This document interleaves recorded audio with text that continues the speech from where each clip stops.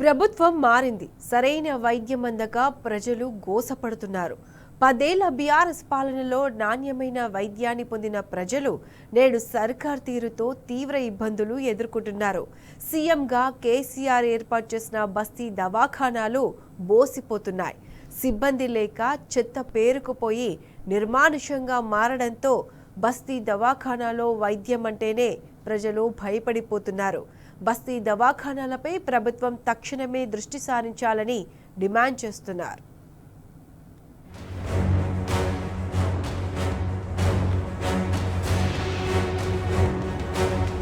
తెలంగాణ రాష్ట్ర ఏర్పాటు తర్వాత బీఆర్ఎస్ 10 ఏళ్ల పాలనలో కేసీఆర్ వైద్య రంగంలో విప్లవాత్మక మార్పులు తీసుకొచ్చారు. పట్నం నుంచి పల్లె వరకు ప్రభుత్వ వైద్యం అందాలనే లక్ష్యంతో సీఎంగా కేసీఆర్ నిరుపేదలకు వైద్య సేవలు అందించారు. వలసొచ్చి పట్నంలోని బస్తీల్లో జీవించే ప్రజలకు నాణ్యమైన వైద్యం అందాలని, అందరికీ అందుబాటులో ఉండేలా బస్తీ దవాఖానాలను కేసీఆర్ ప్రారంభించారు. గ్రేటర్ హైదరాబాద్ పరిధిలో అనేక బస్తీ దవాఖానాలను ఏర్పాటు చేయడంతో పాటు డాక్టర్లు, సిబ్బంది 24 గంటల పాటు అందుబాటులో ఉండేలా చర్యలు తీసుకున్నారు.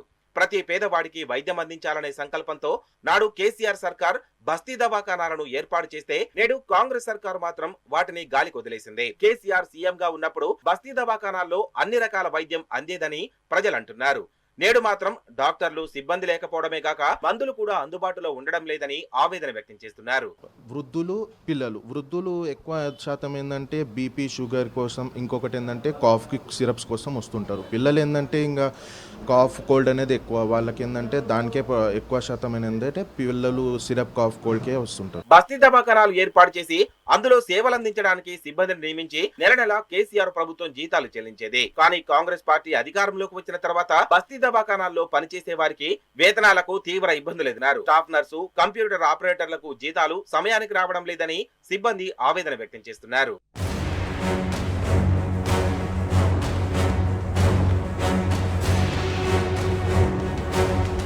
బీఆర్ఎస్ ప్రభుత్వం ఏర్పాటు చేసిన బస్తీ దవాఖానాల్లో కార్పొరేట్ ఆసుపత్రుల్లో మాదిరిగా వైద్యం అందేదని ప్రజలు చెప్తున్నారు. అధునాతన ల్యాబొరేటరీ, రక్త పరీక్షలు, మూత్ర పరీక్ష, షుగర్ పరీక్షల కోసం ప్రత్యేకంగా ల్యాబ్లను ఏర్పాటు చేశారు. వీటితో పాటు డయాలసిస్ కేంద్రాలను కూడా ఏర్పాటు చేశారని ప్రజలు గుర్తు చేసుకుంటున్నారు. నేడు మాత్రం ప్రభుత్వం పర్యవేక్షణ లేకపోవడంతో బస్తీ దవాఖానాలు నిర్లక్ష్యానికి గురవుతున్నాయి.